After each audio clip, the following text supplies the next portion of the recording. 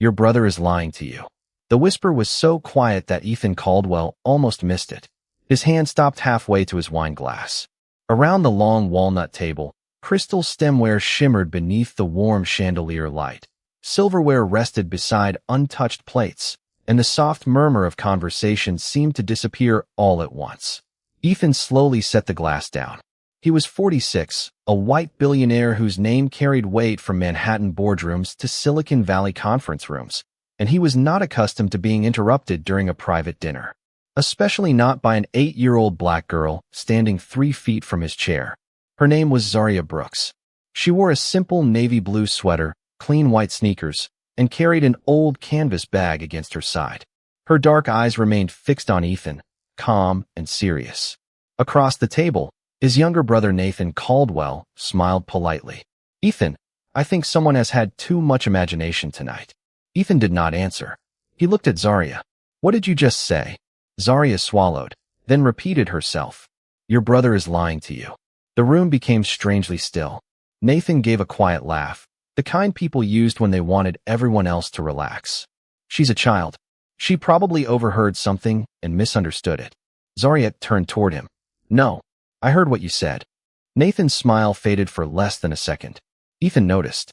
He had spent decades learning to read people in negotiations, watching tiny movements most others ignored. A hesitation, a glance toward a door, fingers tightening around a fork. But then Nathan recovered. "And what exactly did I say?" Zaria looked back at Ethan. "You told your brother you were in Chicago on Tuesday night." Ethan's eyebrows tightened. "I was." Nathan nodded quickly. "Exactly. She must be confused." Zaria shook her head. "You were in Chicago. He wasn't talking about you."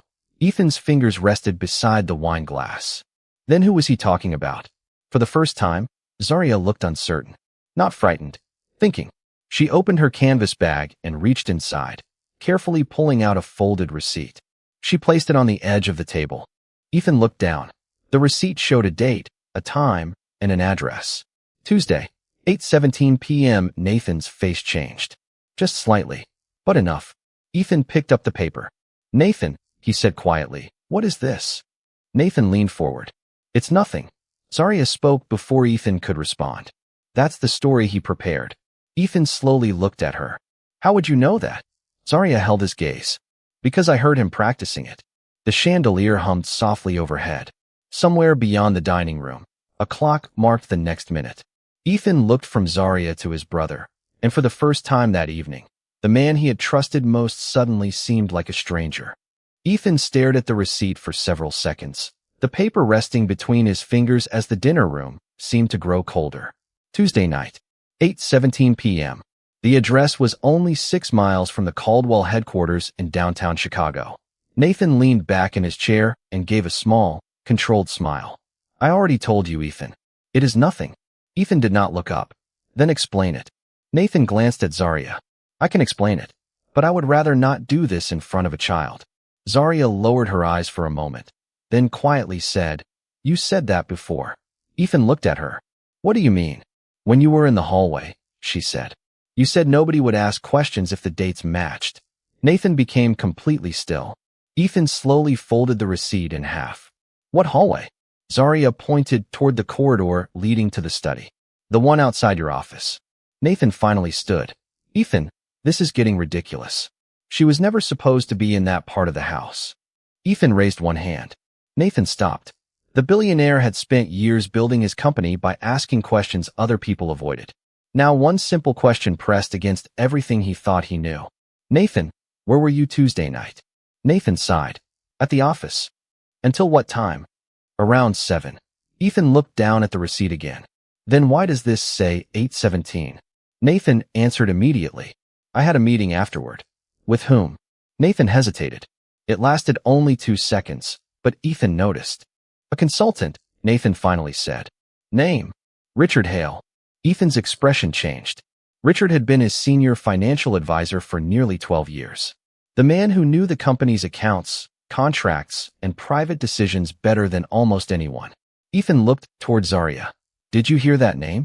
She nodded. "Yes." Nathan exhaled. "Of course she did. Richard works here. Hundreds of people know him." Zaria shook her head. "Not like that." Ethan turned toward her. What did you see? She opened her canvas bag again and removed a small photograph. It was slightly worn at the corners. She placed it beside the receipt. Ethan picked it up. The photograph showed Nathan standing outside a quiet office building. Richard Hale stood beside him. The timestamp printed beneath the image read, Tuesday, 8:19 p.m. Ethan stared at it. Nathan's voice became softer. You do not understand what that picture means. Ethan looked at his brother.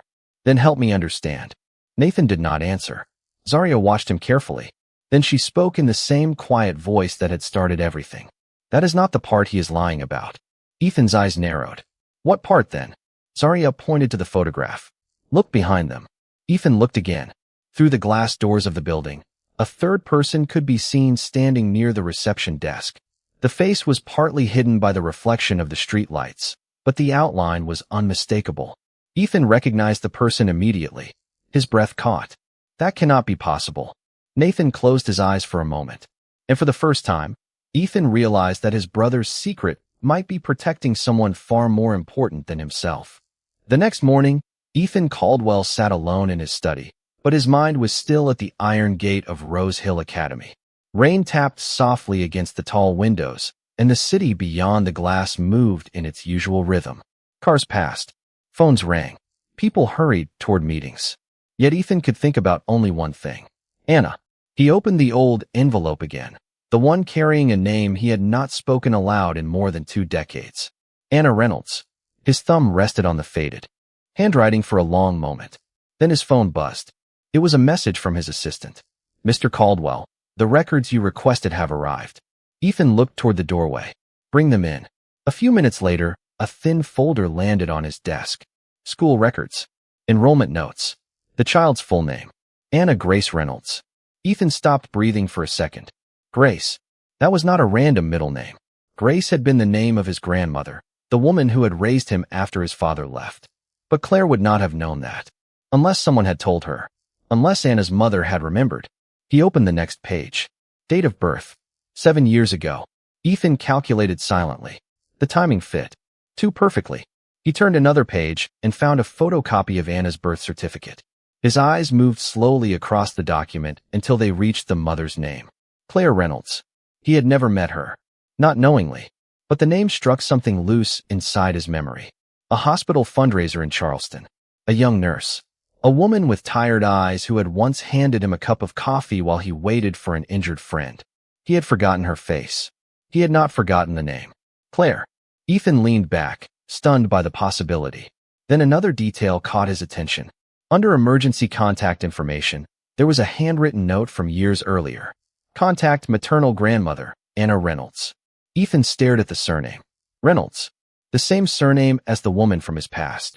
The room seemed suddenly smaller. He reached for his laptop and opened an old photograph from his college years. There she was. Anna Reynolds, 17 years old, standing beneath a tree in Charleston, wearing a yellow ribbon in her hair. Ethan looked at the photograph, then at the birth certificate. The resemblance was not proof. But the memory was becoming impossible to ignore. At Rose Hill, Anna sat in her classroom during the morning reading period, quietly drawing in the margin of her notebook. Emily leaned closer. What are you drawing? My mom. Anna turned the page. Beside the drawing was a small yellow ribbon. Ethan had seen that symbol before. Later that afternoon, when he picked Anna up, he noticed the drawing in her hands. Where did you get that idea? He asked gently. Anna looked up. My mom wears a yellow ribbon sometimes. She says it reminds her of someone she loved a long time ago.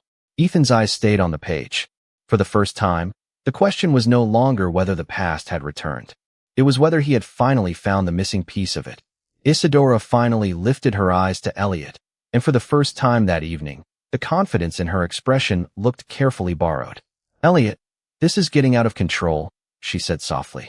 You are really going to let a child's misunderstanding destroy everything we planned? Elliot did not answer immediately. The wedding hall remained silent around them, the chandeliers casting pale light across the marble floor. Maya stood a few steps away, holding her little purse against her side, watching her father without interrupting. A misunderstanding? Elliot finally asked. His voice was quiet. Then why did you refuse to touch the handkerchief? Isadora's lips parted, but no answer came. Clara stepped forward before she could respond. Because she is overwhelmed, Elliot. Anyone would be nervous with 400 people staring at them. Elliot turned toward his sister. I did not ask you, Clara. The words landed heavily. Clara stopped. Isadora drew a slow breath and tried again. I love you, she said. You know that. I would never do anything to hurt you. Maya spoke from across the aisle. Then tell him what you put on it. Isadora looked at her sharply. Maya, enough. You said I imagined it, Maya replied. But I did not. Her voice was small, yet steady. I saw you in the study. You thought nobody was there. Elliot looked back at Isadora. What happened in the study? Nothing happened, she answered too quickly. She probably saw me cleaning something. That is all. Elliot's eyes narrowed. Then explain the video. Isadora's composure slipped for a second. There is no context in that recording. There is enough context for me to ask questions, Elliot said. And enough for everyone here to stop pretending this is only a child's imagination. A murmur moved through the guests. Isadora glanced toward the doors, then toward Clara, searching for support. Clara remained silent. You are embarrassing me, Isadora whispered. No, Elliot replied. I am asking you to explain yourself. She shook her head. You believe her over me? Elliot looked at Maya. The little girl did not look triumphant. She looked tired, but determined. Then he looked back at Isadora. Tonight, I believe the person who brought evidence. Isadora's eyes hardened. You have no idea what you are accusing me of. Then make it easy, Elliot said. Tell me what was on that handkerchief. Silence followed. Isadora opened her mouth. Nothing came out. Maya slowly lowered her purse. Elliot noticed the movement and softened his voice. Maya, you did the right thing by speaking up. Isadora turned toward her. You have ruined everything. Elliot stepped between them at once, his expression firm. Do not put this on my daughter. The room seemed to exhale. Isadora looked at him, then at the handkerchief still held safely in the glove. Her face remained composed, but her hands had begun to tremble. This is not over, she said quietly. No, Elliot answered. It is not. But from this moment on, we find out the truth. He turned toward security and gave one calm instruction. Nobody touches that handkerchief, and nobody leaves with it. For the first time that evening, Isadora had nothing left to say. The wedding hall no longer felt like a place for celebration. It felt like a room waiting for an answer. Elliot turned away from the altar and walked toward Maya, his expression calmer now, but his eyes still carrying the weight of what had just happened. Come with me, he said gently. Maya nodded and slipped her little purse over her shoulder. She stayed close as they moved toward a side entrance, away from the guests and the growing whispers. Clara followed them for a few steps, but Elliot stopped near the doorway. Clara, stay here. Make sure nobody touches the evidence. Clara nodded. I will. Maya looked back at her aunt. Clara gave her a reassuring smile. Then the door closed behind them. The noise of the wedding disappeared almost instantly.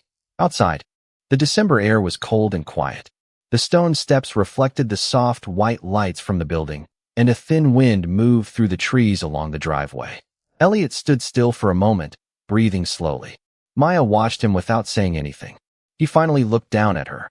Are you all right? She nodded. I am. You were very brave in there. Maya lowered her eyes toward the little purse in her hands. I was scared you would not believe me. Elliot's expression changed. I know. He paused. I should have listened sooner. A black sedan waited near the curb.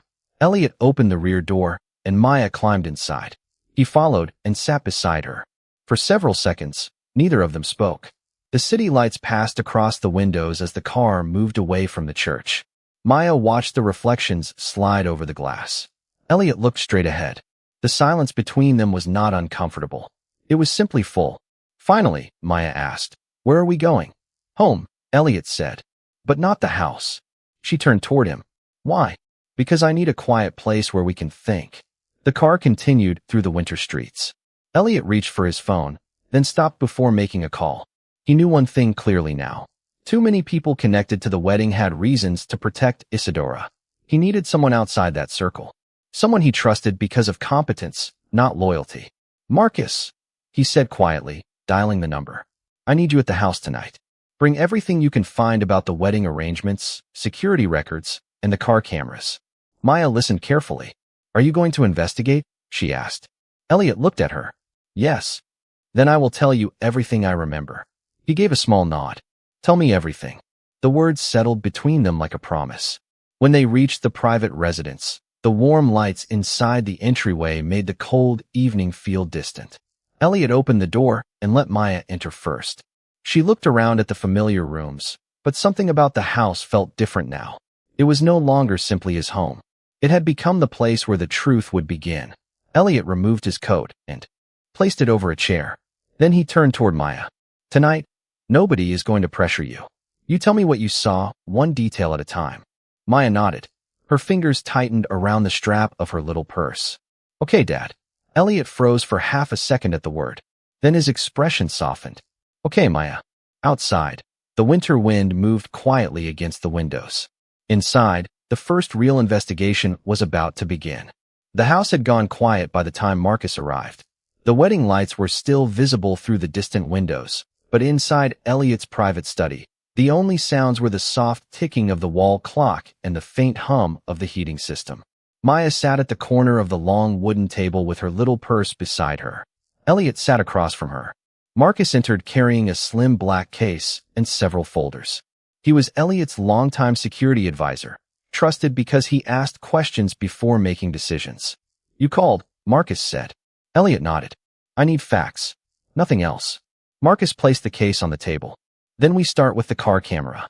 Maya looked up. The camera saw her. Marcus glanced at her and smiled gently. "We are going to find out." He opened the case and connected a small drive to the computer. The screen lit the dark room with a pale blue glow. Elliot leaned forward. Maya remained still, watching carefully. The first recording showed the rear corridor of the house earlier that evening. Isadora appeared on screen carrying the white handkerchief. She looked around before entering a private room. Marcus paused the video. "This is 47 minutes before the ceremony." Elliot stared at the frozen image. "Continue." The recording resumed. Isadora disappeared inside the room for several minutes.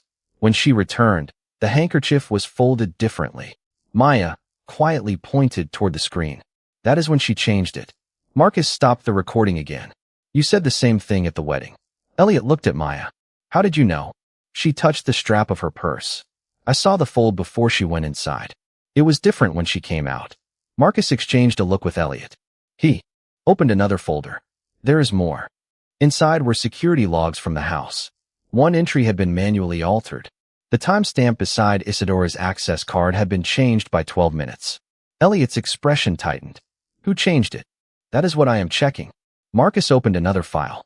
But the original record was automatically backed up. He placed a printed page beside the computer. "The original time matches the camera." Elliot read the page twice. Maya watched him silently. Marcus lowered his voice. "She was there?" "The record confirms it." Elliot slowly leaned back. For several seconds, nobody spoke. Then Marcus looked at Maya. She was not imagining anything. Elliot's eyes moved toward his daughter. She was telling the truth. Maya did not smile. She simply nodded, as if she had never needed praise. Marcus continued sorting the files. "There is another issue. Someone accessed the security archive 3 days ago." Elliot looked up. "Isadora." "I cannot say yet." Marcus pointed to the access log. The account used was not hers. It belonged to someone connected to the wedding planning company. Elliot stood and walked toward the window. Outside, winter rain had begun to fall against the glass.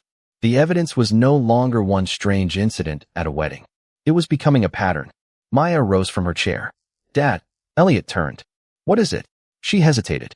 There was another name. Marcus stopped sorting. Elliot looked at her carefully. "What name?"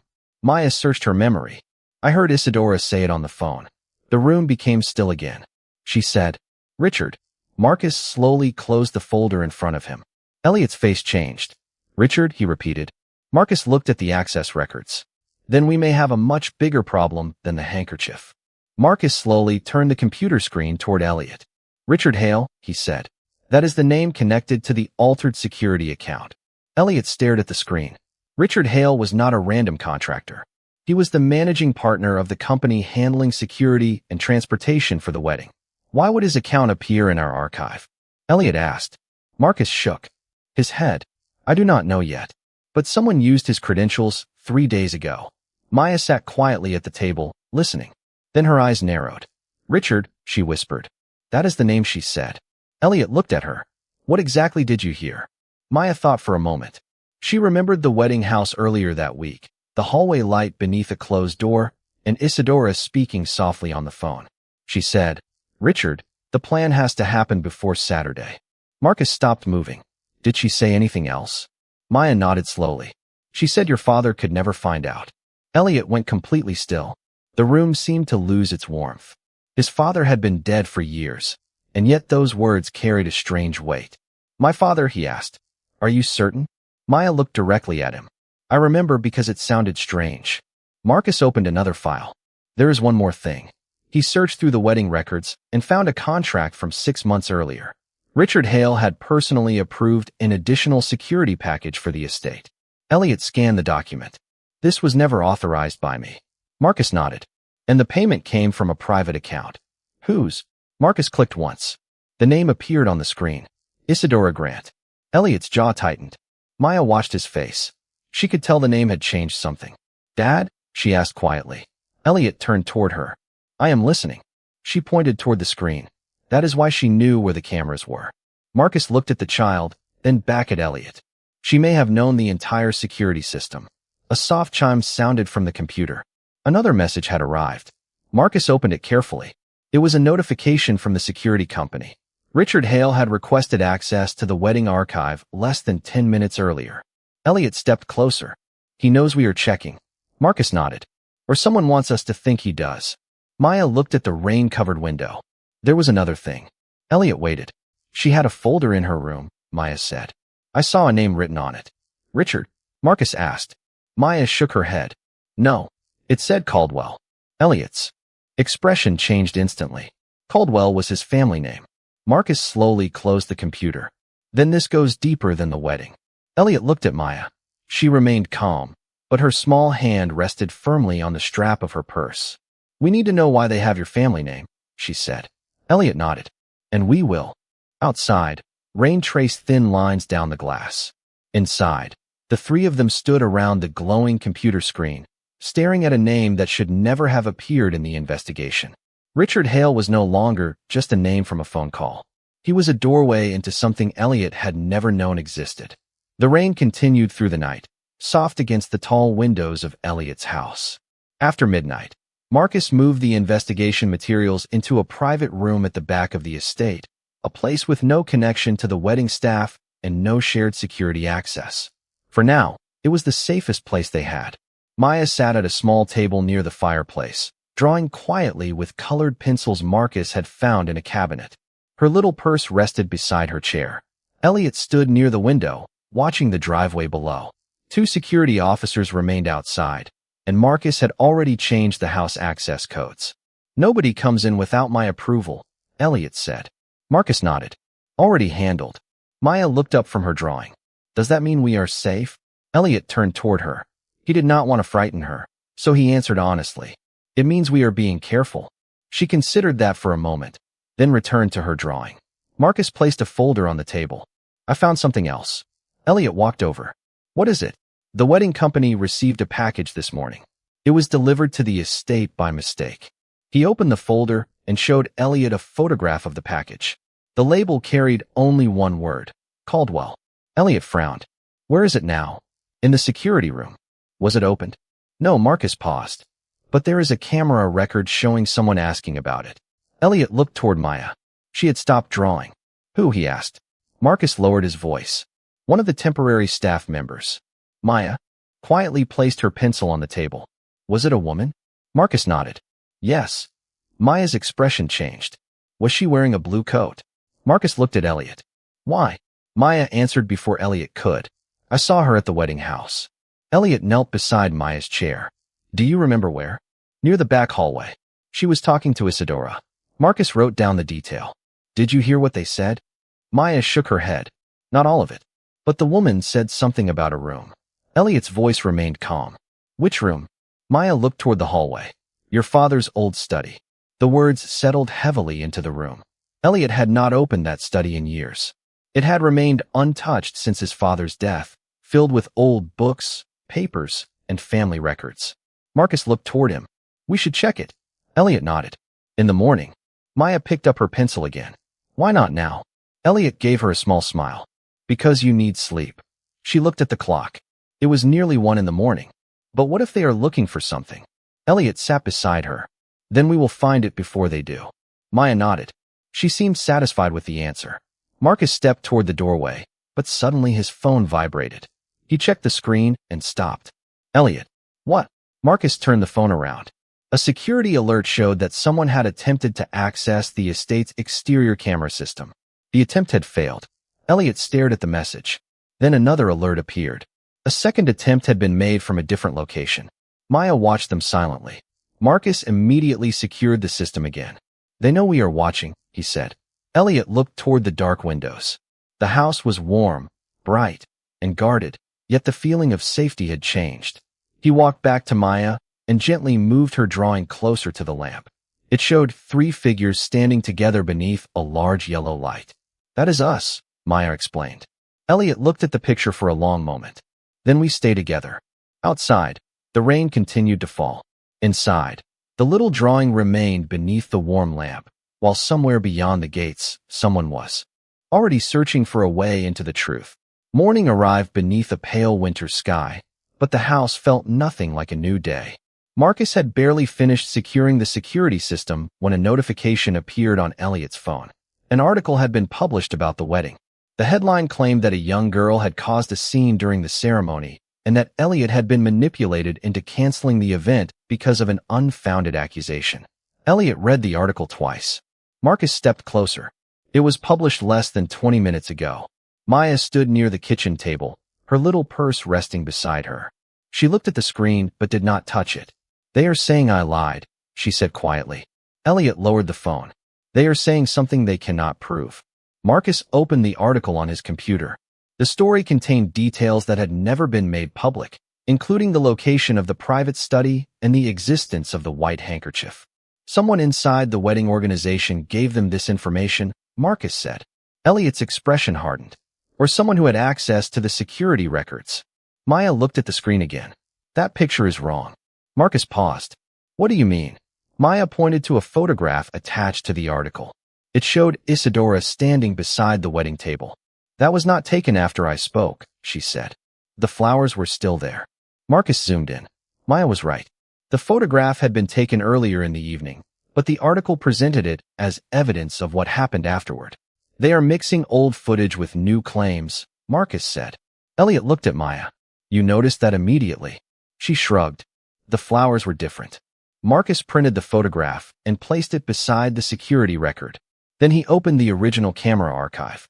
The timestamp proved the image had been taken nearly an hour before Maya approached the altar. This article is not just inaccurate, Marcus said. Someone is building a story.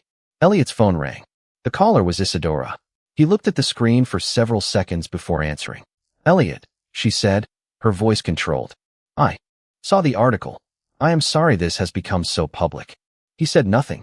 You need to understand that people are already asking questions about Maya. Elliot's eyes narrowed. What questions?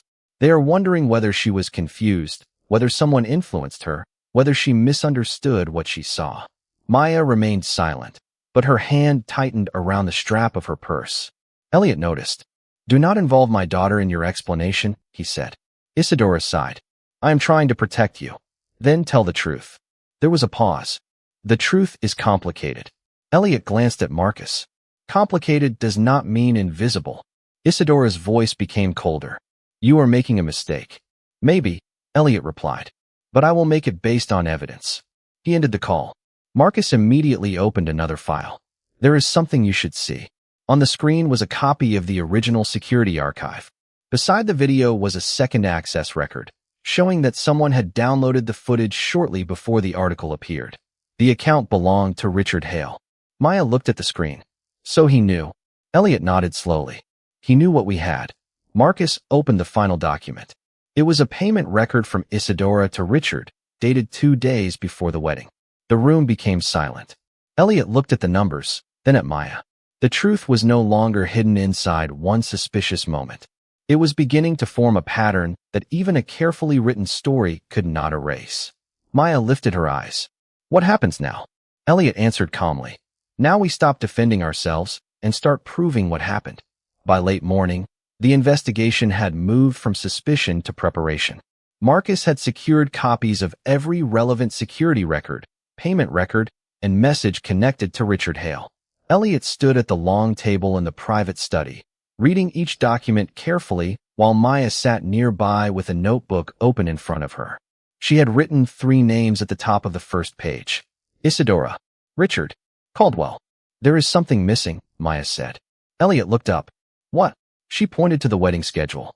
The room where I saw her was not on this list. Marcus checked the schedule again. She is right. He pulled up the original event plan. The private study had been listed as restricted, yet someone had added a temporary access code for that room on the afternoon of the wedding. Who requested it? Elliot asked. Marcus searched the record. His eyes stopped. Richard Hale. Elliot slowly closed the folder. Then we go there. Marcus nodded. They walked through the quiet hallway toward the old study. Maya stayed beside Elliot, her little purse hanging from her shoulder. When Elliot opened the door, a faint scent of old paper and cedar filled the room. Dusty sunlight crossed the bookshelves. His father's desk stood exactly where it had been left years ago. Maya looked around carefully. This is the room. Elliot followed her gaze. What do you remember? She walked toward a tall bookshelf and stopped near the second row. Isadora stood here. She pointed to a narrow space behind several books. Marcus checked it and found a small envelope tucked between the shelves. Elliot did not touch it. Photograph it first, he said. Marcus took several pictures before carefully removing the envelope with gloves. There was no address, only the word Caldwell written across the front. Elliot stared at the handwriting. That is my father's. Marcus looked at him. Are you certain? Elliot nodded. I have seen it hundreds of times. Maya watched as Elliot opened the envelope. Inside was a single sheet of paper and an old photograph.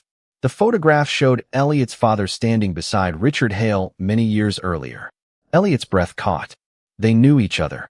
Marcus studied the picture. More than that, he turned the paper toward the light. A handwritten note covered the back. Elliot read it slowly. If Richard returns, do not trust him with the family records. Maya looked up. Why would your father write that? Elliot had no answer. Marcus searched the study and found another locked drawer in the desk. Elliot remembered the key. It had been kept inside an old wooden box upstairs. He returned minutes later with it in his hand. The drawer opened with a soft click. Inside were financial statements, correspondence, and one sealed legal document dated nearly 20 years earlier. Marcus read the first page and looked at Elliot. This concerns the Caldwell estate. Elliot took the document.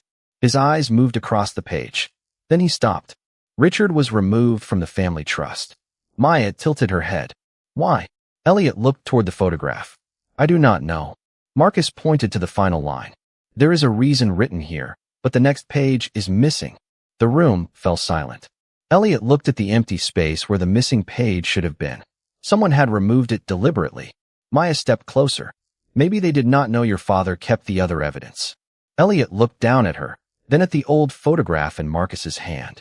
For years, he had believed his father's secrets ended with his death. Now he understood that one unfinished warning had survived all this time. And somewhere, someone knew exactly why. Clara looked at Elliot for a long moment, then opened the wooden box completely. Inside, the old ledger rested beneath several envelopes, each marked with dates from 5 years earlier. The room was warm, but Elliot felt a cold silence settle around him. Before you read anything, Clara said, you need to understand what I found. Marcus pulled a chair closer. Maya remained beside her father, listening carefully. Clara opened the ledger to a page filled with handwritten numbers and initials. These payments came from accounts connected to your foundation, she said. At first, they looked like ordinary consulting expenses. Then I noticed they always appeared shortly after private meetings involving Richard. Elliot leaned closer. And Isadora? Clara turned another page. Several entries carried the initials I.S. She became involved later. Maya looked at the letters. Those are hers. Clara nodded. Yes. Elliot slowly turned another page. A note had been written in the margin. Keep Elliot distracted. Keep Maya away from the records. He stared at the words. Who wrote this? Clara answered quietly. Your wife. Elliot looked up. She wrote it. Yes. She knew something was wrong, but she did not know how far it went. Maya reached for her father's hand. Elliot held it gently. Clara continued. Your wife asked me to investigate because she trusted me. She believed someone was using your company to move money without your knowledge. Marcus looked at the ledger. Did she know Richard was involved? Clara shook her head. She suspected him. She did not have enough proof. Elliot looked toward the old photograph of Richard. Then why did you disappear? Clara's eyes lowered. Because the moment Richard realized I had found the ledger, everything changed. I stopped receiving company messages. My office access disappeared. People who had worked with me suddenly stopped answering calls. You should have come to me, Elliot said. Clara looked directly at him. I tried. Silence filled the room. 3 letters, she continued. 2 phone calls. Nothing reached you. Marcus's expression tightened. Someone intercepted them. I believe so. Clara opened another envelope. Inside was a copy of a letter addressed to Elliot.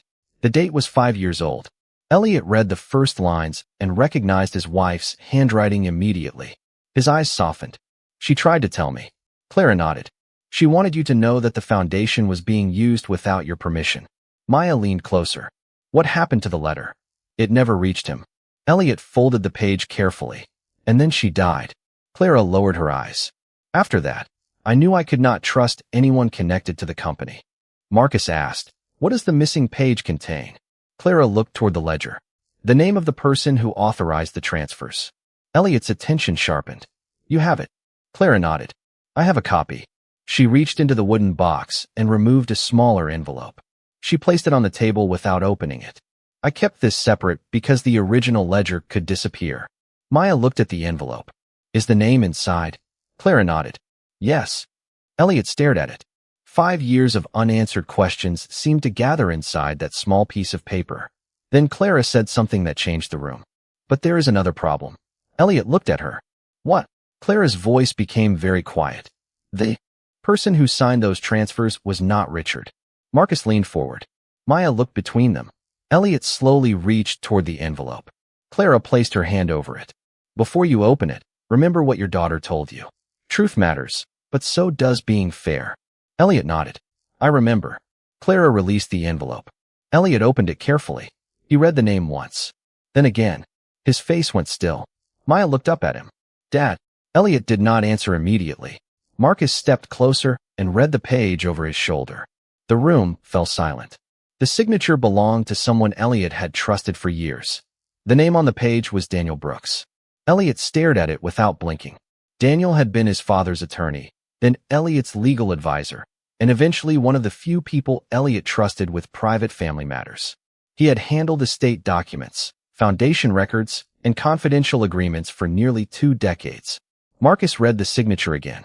Are you certain this is his authorization? Clara nodded. I compared it with documents from the foundation. The signature matches. Elliot slowly lowered the paper. Daniel told me he never handled foundation transfers. That is why I kept the copy, Clara said. Maya looked from one adult to another. So Daniel knew about Richard?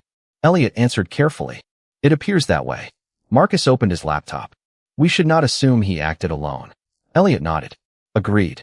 Maya quietly touched the old photograph of Richard and Elliot's father. Maybe that is why your father wrote the warning. Elliot looked at her. The thought had already crossed his mind. Maybe. Clara turned another page in the ledger. There is a date here. The first transfer happened 3 days after your father signed a private amendment to the family trust. Elliot frowned. I was never shown that amendment. Because Daniel handled it, Clara said. The room seemed to become smaller. Marcus searched the company archive. I found something. A scanned document appeared on the screen. It was a legal notice from 20 years earlier. Elliot read it slowly. His father's estate had been divided into several protected accounts. One account had been created for Elliot's future family.